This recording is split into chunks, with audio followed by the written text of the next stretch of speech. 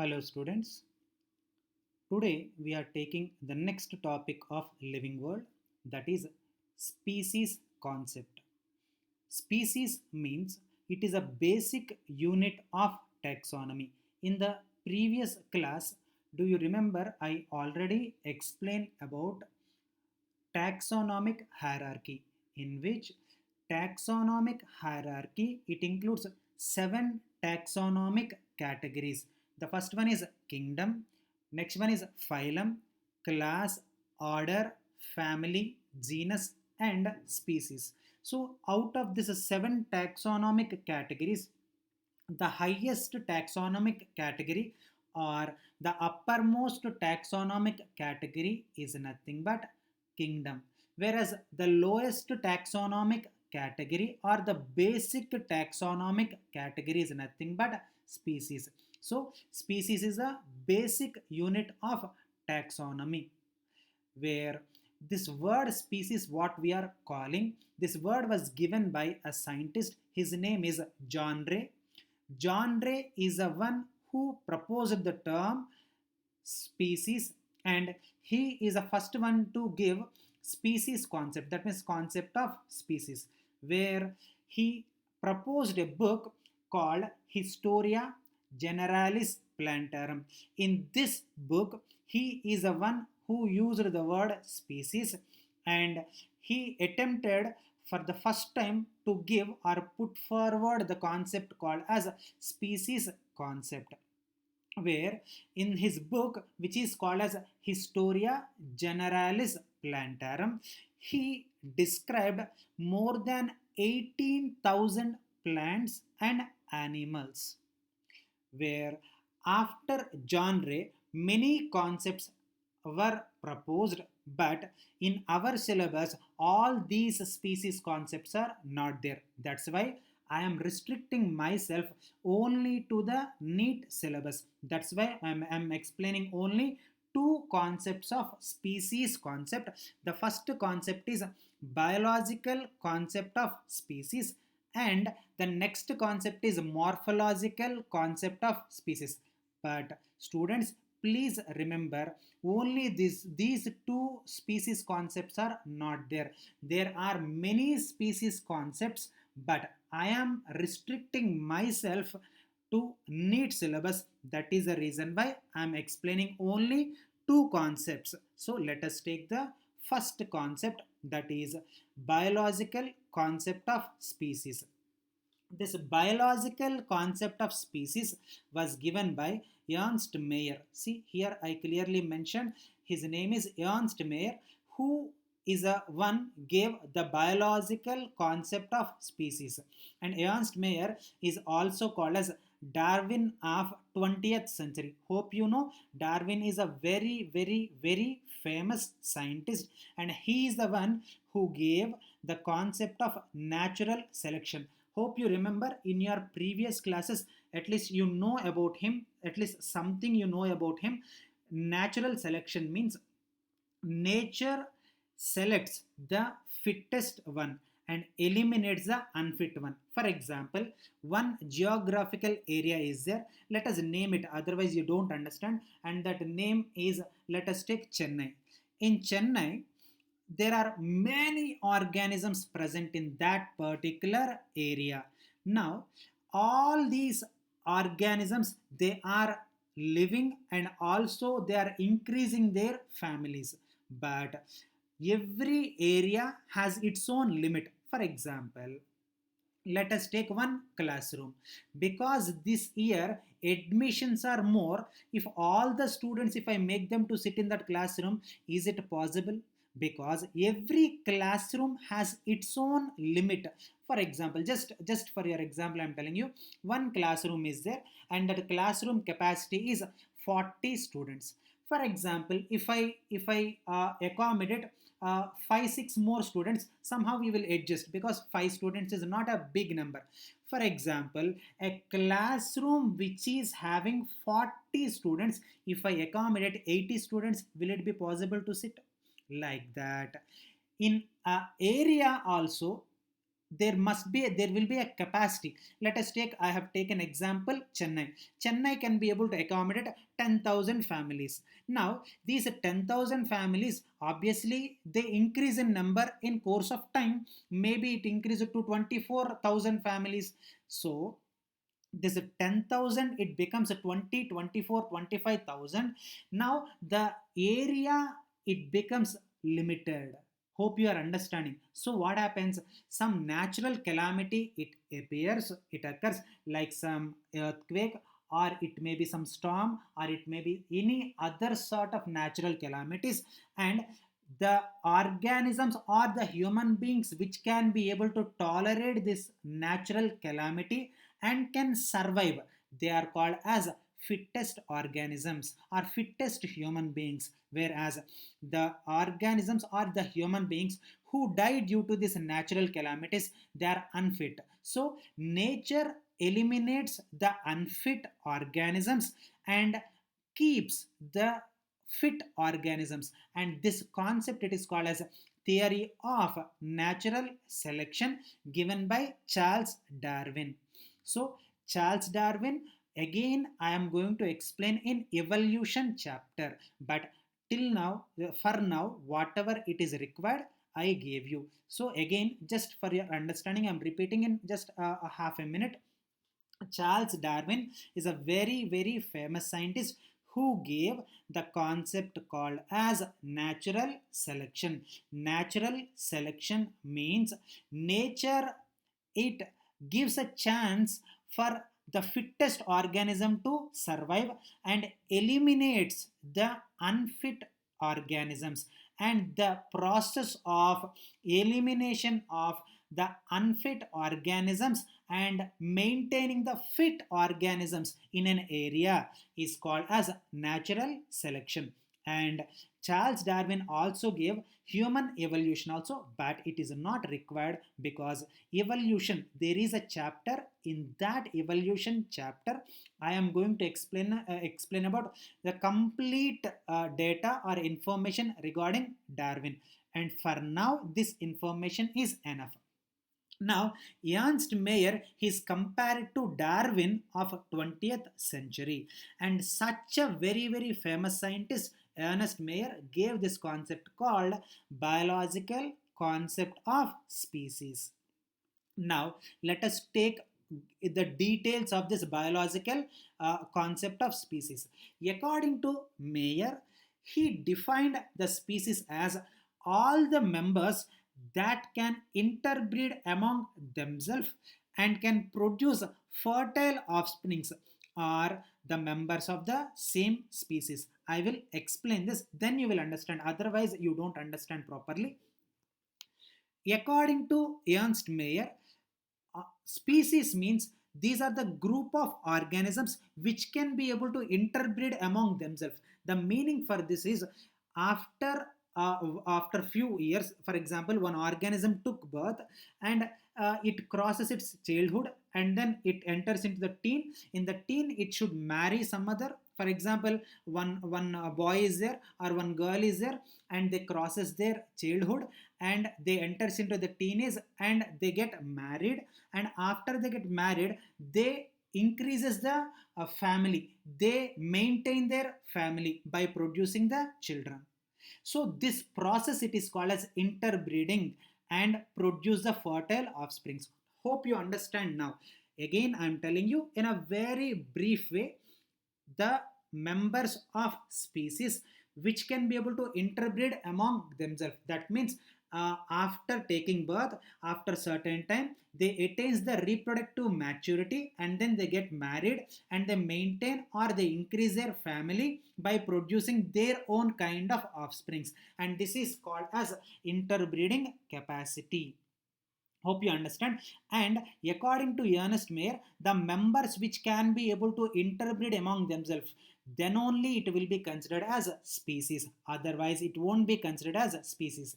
That is the reason why this Ernst Mayr though the definition is a very authentic and standard definition, there is no doubt, students, I am telling you, it is a very standard and authentic definition, but it is having its own drawback. A small negative point is there, because according to Ernst Mayr, organisms which can be able to interbreed among themselves, they only will be considered as true species. Just now we already discussed about it. But if you take, interbreeding capacity can be seen only in the sexually reproducing organisms. Am I correct or not? Sexually reproducing organisms means these are the organisms which are having opposite genders. That means, let us take a human being. Human being mein mother will be there and father will be there. That means female will be there and male will be there. So these two are human beings. Yes, correct.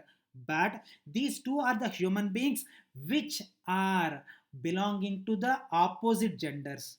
Hope you understand. So the organisms, though the species is same, we are all human beings only, but in that human beings also male gender and female gender. So these are the genders. At a time, after taking birth, after some time, they realizes their reproductive potential, and then they get married, and then they produce their children to maintain their family constant, and then only it is called as sexual reproducing organisms. For example, a female produces ova and male produces sperm, and at the time of fertilization, this is sperm, it reaches the ova, and then the union of this gametes takes place, or fusion of this gametes takes place, which is called as fertilization, which results in the formation of the first cell, is called as zygote. And zygote eventually, that means slowly it undergoes division to produce embryo, and this embryo, it again participates in division to produce a baby. So these all the points whatever I explained now, they are the points which are suitable, or which comes under the organisms which can be able to reproduce sexually. But there are many organisms which participate in asexual reproduction. Hope you know, because in last classes also I explained what is the meaning of asexual reproduction. Asexual reproduction means there is no concept of gender differentiation. Have you ever heard, at least have you ever heard the concept male paramecium, female paramecium? Any teacher told, or you heard, or did you read anywhere in any of the books? No, you never can be able to listen this word also, because asexually reproducing organisms, in them there is no gender difference. See, there is no male amoeba, female amoeba. There is no male paramecium, female paramecium. There is no male euglena and female euglena. Am I correct or not? Euglena will be there, paramecium will be there, amoeba will be there, but there is no gender difference. There is no female and male concept, because they are unicellular organisms. When they are unicellular organisms, they cannot be able to show the gender differentiation. Hope you understand. So Ernst Mayr definition is a standard authentic definition, but it has its own deviation, because this definition is not at all suitable or applied to the organisms which are reproducing asexually. So we can make a conclusion that Ernst Mayr definition is correct. 100% it is correct, students. Please don't forget this. This is a proper and perfect definition, but this definition is a perfect definition for only sexually reproducing organisms, whereas the major drawback of this definition is it cannot be able to apply, you cannot be able to apply this definition to organisms which are reproducing asexually. Hope you understand. Now, when the species is determined on the basis of interbreeding capacity, then that species is called as a biological species. Hope you remember, we are reading about biological concept of species. Now you got the proper idea, I think so. So the organisms which can be able to interbreed among themselves. Hope you remember, students. Just 5 maximum 10 minutes back only I told what is the meaning of interbreeding. Interbreeding means Organisms, they take birth and they crosses their childhood, and at a certain age, when they attain teen age, they know their reproductive potential, and then they marry and they continue their generation by producing the offsprings, and that ability, it is called as interbreeding. So the organisms are the species which is determined on the basis of this interbreeding capacity, then that is called as a biological species, and that is biological concept of species, which was given by Ernst Mayr. Hope you understand. And example for this biological concept is we are the example. All the human beings are biological species, because every human being, if they wanted to maintain their family at a point of age, at a point of time, they need to marry, and then they have to maintain their, they need to what do you call, maintain their family constant. So all the human beings, they comes under biological species, and this is a perfect and best example for biological concept of species. Hope you understand, students. And I'm so happy for you, because I have given one worksheet, and many of you solved it, and personally you WhatsApped me. I felt so happy, and 2 3 students, they even asked doubts also. I'm extremely happy for that. Actually, we don't know face to face, but still you respected my work and you answered it, and even you asked the doubts. It means a lot. I'm very very happy to see your work, and please maintain it, please keep it up, and maintain the same interest, and everyone of you become doctors. And I wish, as a teacher and as a human being, as a parent, because teachers are also actually your parents, am I correct or not? So as a parent, I wish everyone should become doctors. Okay, now let us take one more concept. Hope you remember, I told species concept may we are taking only two concepts, though there are many concepts, but I am restricting myself to only NEET syllabus. So first topic or first species concept in our syllabus is biological species concept, and the second concept is morphological concept of species. Now, the traditional concept of the species was given by Carolus Linnaeus. You remember, students? Don't say you forgot. Please don't say like that. Carolus Linnaeus is a father of taxonomy.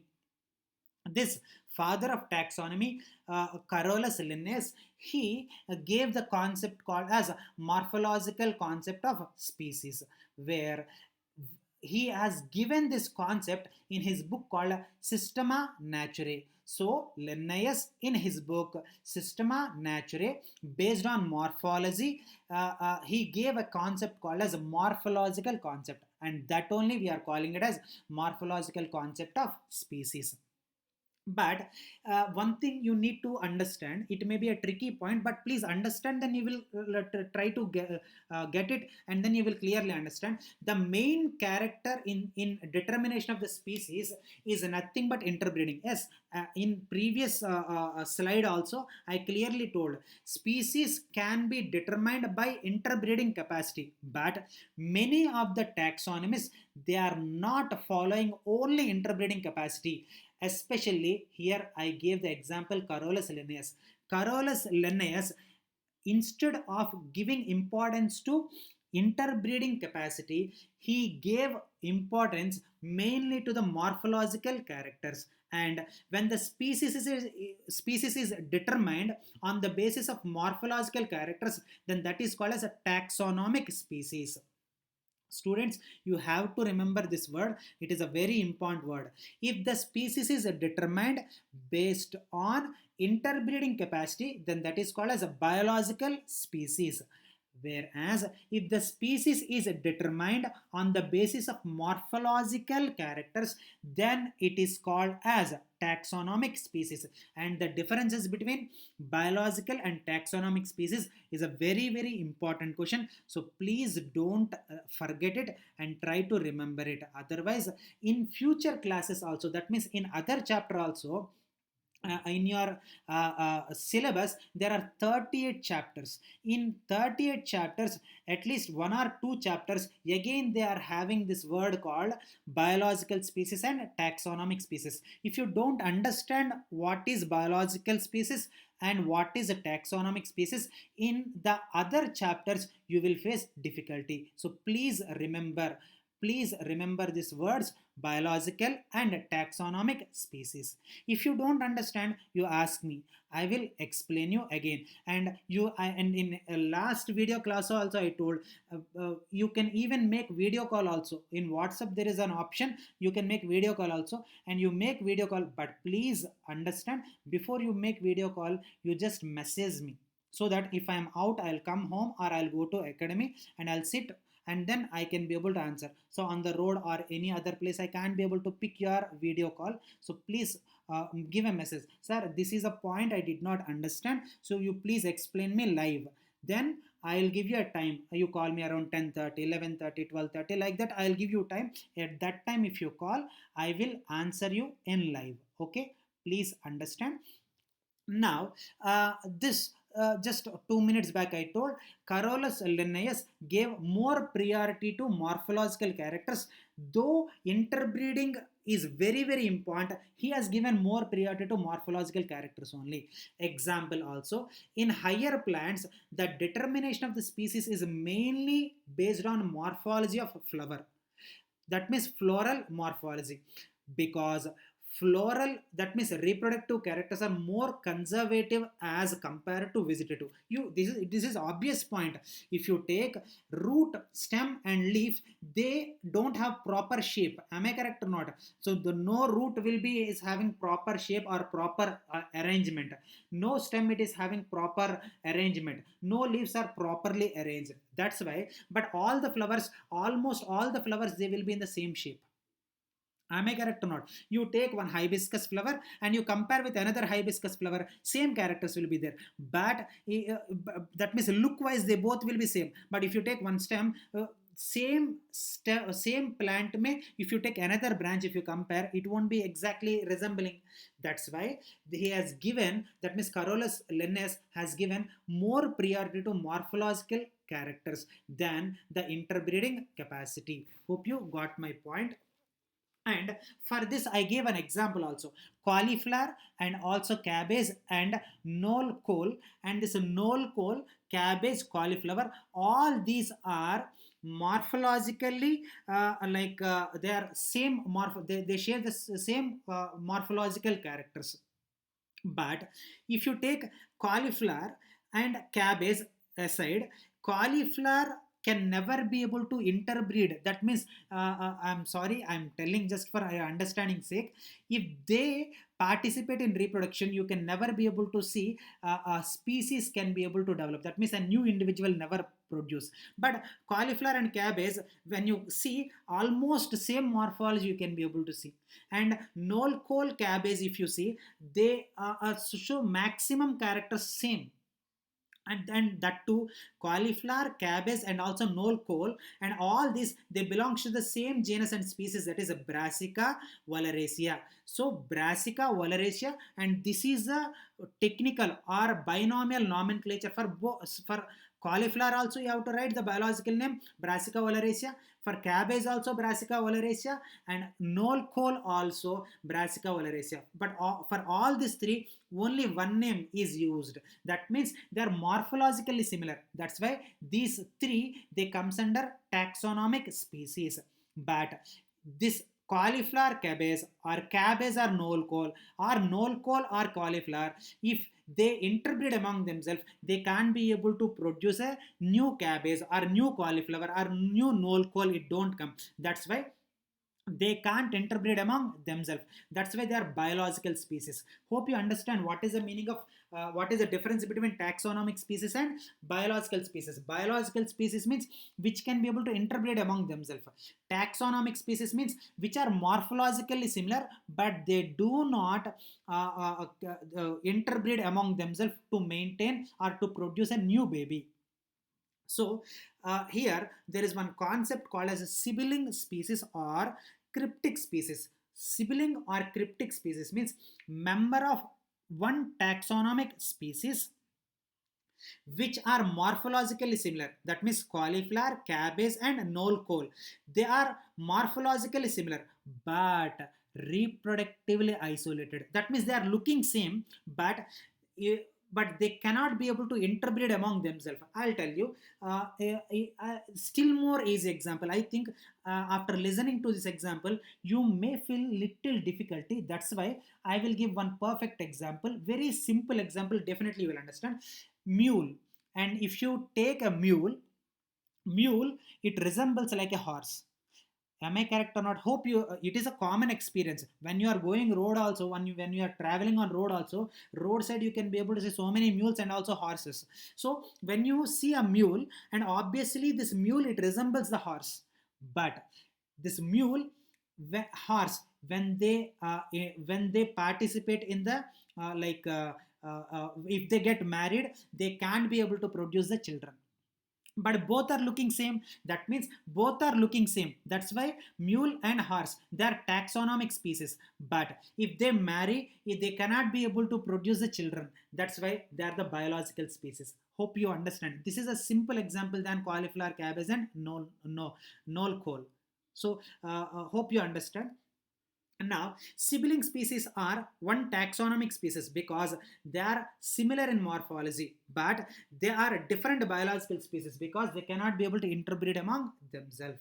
An example, Brassica oleracea. Okay, or if Brassica oleracea, if it is like difficult to you, horse and mule.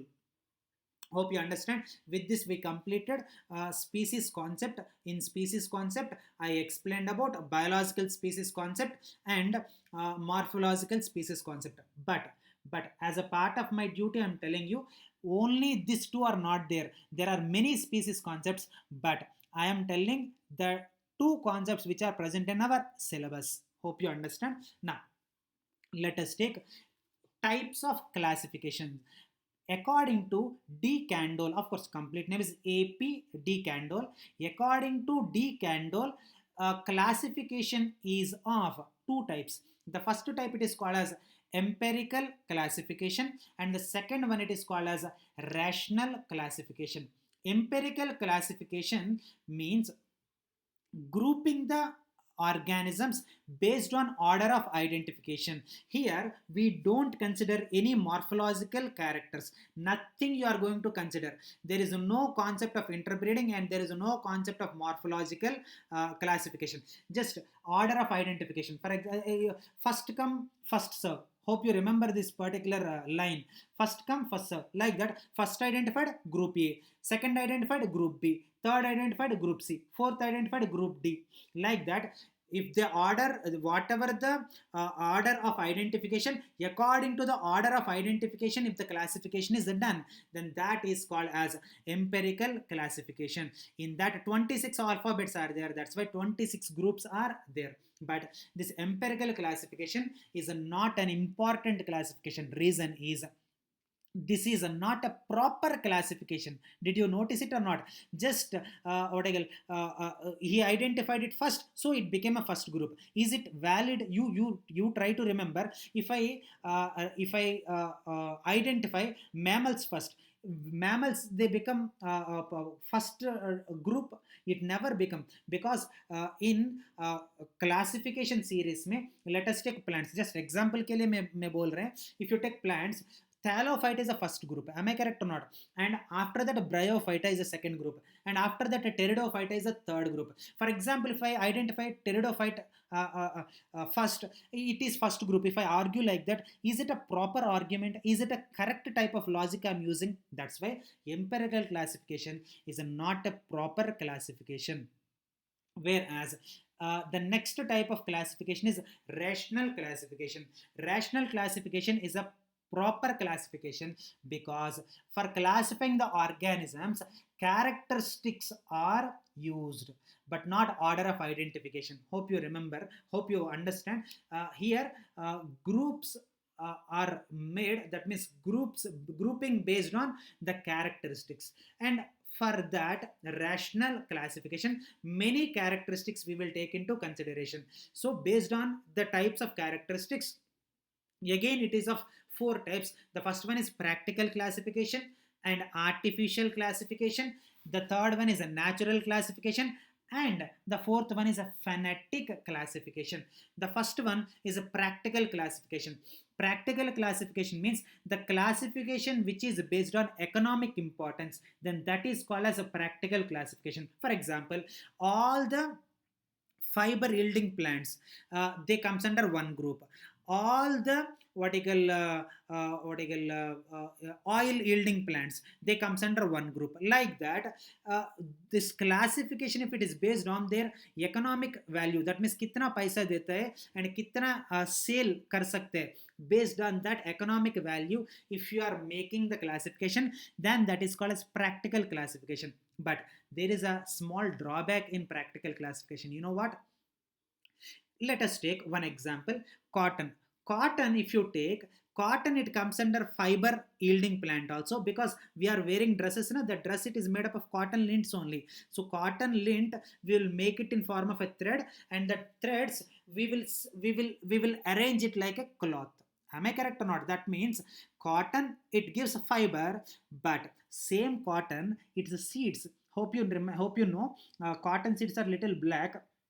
When you crush them, cotton, it gives some oil also. In market also, it is actually available. Cotton seed oil, it is available actually. Now you tell me, you have listened, you heard this example.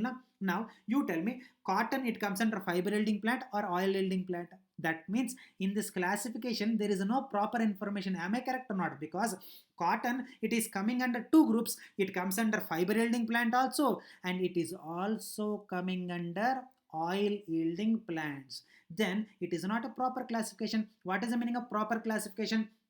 One plant properly must be classified under one group, then only it is called as a proper classification. For example, you are my students. You are going to join maybe from July, and from July government may give relaxation, so that you may all come to the school by July. If, for example, today, if I ask you to sit in a biology group, tomorrow if I ask you to sit in maths group, and again day after tomorrow if I ask you to sit in biology group, is it proper education I am giving you? You please try to tell me, you please try to think. If you are a proper, if I made a proper student, either I have to make that student to sit in biology class, or I have to make him to sit in maths class, then he become an engineer or he become a doctor. For example, if I club dono, and he can't become any one of it. Am I correct or not? That is the reason why practical classification is not a proper classification. So again, this practical classification, because it is having its own drawback, one more classification is given. What is that? Artificial classification. Artificial classification means, let us take two organisms, and when you observe these two organisms, you can make around 10-15 differences. But what is a problem in artificial classification? Though there are 10-15 differences between these two organisms, we will give importance to only two or three main important characteristics, and remaining 13 or 10 characteristics we don't give importance. That means if the classification is based on maximum two or three main characters, and we will ignore remaining characters, then that is called as artificial classification. And Linnaeus classified the plants into 24 classes based on only sexual characters. He did not give importance to other characters, but plants may other characters also there na. Along with sexual characters, there are vegetative characters also there in plants, but he did not give proper importance to the vegetative characters. So, hope you understand what is artificial classification. If the classification is done based on only two or maximum three important characteristics, and remaining characteristics we don't give much importance, and then that type of classification, it is called as artificial classification. Whereas the next classification is the natural classification. Natural classification is considered as the best classification so far. So far, out of all these classifications, see, empirical, practical, rational, artificial, out of all the classifications, the best known classification is natural classification, because In natural classification, all the characters will be given with given with a proper importance. That means if the classification is done based on all the complete characteristics of an organism, then that is called as a natural classification. And this natural classification is followed by two famous scientists, Bentham and Hooker. And just you remember the names now, and the complete details about Bentham and Hooker I will give you in the other chapter, because in this chapter, if I keep on explaining about Bentham and Hooker, it becomes a big class. That's why Bentham and Hooker, just now you remember the names, and in the future classes, especially there is one chapter called as plant classification, plant kingdom. In that again I'll explain you who is Bentham and Hooker. So Bentham and Hooker gave the first natural classification. Again I'm telling you just for your understanding, if the classification is based on economic importance, it is called practical classification. If the classification is done based on two or maximum three important characteristics, then that is called as artificial classification. No, if you are giving importance to the all characters and then you are doing the classification, then that is called as natural classification. Now, natural classification is again of two types. The first one is natural formal classification or natural phylogenetic classification, which is also called as cladistic classification. Very simple. Don't think too much about this. So simple. Natural formal classification means classification based on only morphological characters. Morphological characters means the external characters. Let us take one boy, and that boy is a tall, and that boy is he's having black hair, he's having what I call black colored eyes, or and his skin color is wheatish, he's not too fair and he's not too dark. That means I'm explaining that boy by using morphological characters. Like that, if you are describing any organism based on only morphology and then you are doing classification, then that is called as a natural formal classification. Whereas natural phylogenetic or cladistic classification means along with morphology, their phylogeny. Don't get confused. Phylogeny means their evolutionary characters also. If their evolutionary characteristics also given with equal priority, then that is called as a phylogenetic classification. Again, just repeating for your understanding, natural formal classification means classification based on only morphological characters, whereas natural phylogenetic or cladistic classification means classification both on morphological characters and also phylogenetic characters, that means evolutionary characters, then that is called as phylogenetic natural classification. Hope you remember. Now let us take the last classification, that is phonetic classification. Phonetic classification is also called as numerical classification or Eden, Adansonian system. So it is called as Adansonian system or numerical classification. Means in this classification, you are giving priority for both similarities and also dissimilarities. That means one way you are taking what are the similarities between two organisms, and at the same way, at the same time, you are giving the importance for dissimilarities also. What are the differences between two organisms? So like that, if you are classifying the organisms based on similarities and also dissimilarities, then that is called as phonetic classification or Adansonian system or numerical classification. Hope you understand. So these are the types of classification according to A.P.D. Candoll. Now, today's last concept is types of taxonomy. What are the types of taxonomy? Again, taxonomy is of five types. The first one is alpha taxonomy, and second one is beta. The third one is omega taxonomy. The fourth is cytotaxonomy, and the fifth is chemotaxonomy. Alpha taxonomy, which is also called as classical taxonomy. If the classification is done based on only morphological, external morphological characters, then that is called as alpha taxonomy.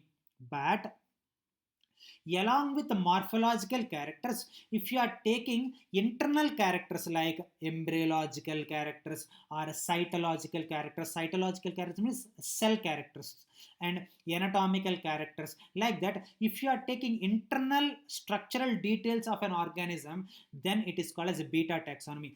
Only external morphological characters, alpha taxonomy.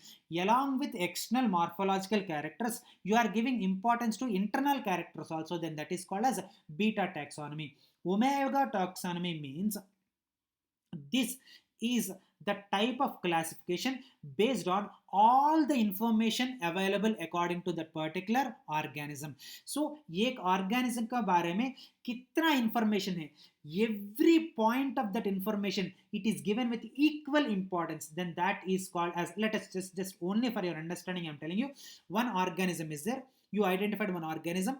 To identify that organism, you have taken 15 characteristics, and every characteristic, all the 15 characteristics, you have given equal importance, and then you classified an organism. Then that is called as omega taxonomy.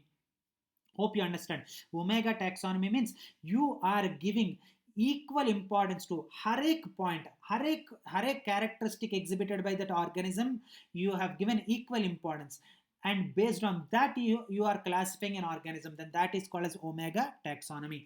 Whereas the next one is cytotaxonomy. Cytotaxonomy means based on the cytological characters. Cytological means cell structure. Cytology means cell structure. And studying about cell, it is called as a cytology. So if you are classifying the organisms based on the cell structure, like chromosome number and structure of the chromosome, and also behavior of the chromosome, or the cell structure and organelle structure, like that if you are doing, then that is called as cytotaxonomy. So if you are taking cell and it is structure as an important point, and then you are classifying the organisms, and that is called as cytotaxonomy. And the next one is chemotaxonomy. Chemotaxonomy means this is a taxonomy or classification which is based on the chemical characteristics of an organism. That means you take what are the chemicals that are present in the cells of that particular organism. It may be, I have given few examples also, like it may be a polysaccharides, that means carbohydrates, or fatty or nucleic acids, or fatty acids, or amino acids, like that. What are the chemicals that are present in that particular cell of an organism? If the classification is based on the chemical characteristics of the cell of an organism, is called as chemotaxonomy. Again, a very quick and short recap. Only external morphological characters, based on that if you are classifying, alpha taxonomy. Along with morphological characters, you are giving importance to the internal characters also, then beta taxonomy. Every characteristic is given with equal importance, and then you are classifying, then that is called as omega taxonomy. If you are taking the cell structure and cell composition, like chromosome number, structure, behavior of chromosomes, like that, based on that if you are classifying, then that is called as cytotaxonomy. Whereas what is the chemical composition of the cell of that organism? It is made up of what? Nucleic acids, polysaccharides, fatty acids. What chemicals a cell consisting of? Then that is called as chemotaxonomy. Where last point of today's lecture is alpha, beta, and omega taxonomies, and these three names were given by Turrell. So this scientist, his name is Turrell, and this Turrell is a scientist who has given alpha taxonomy, beta taxonomy, and omega taxonomy words. Hope you remember, hope you understood today's class, and any confusions, I'm ready to clarify all your doubts at any time. You just WhatsApp me, and whenever I see that message, immediately I will answer you. Thank you so much.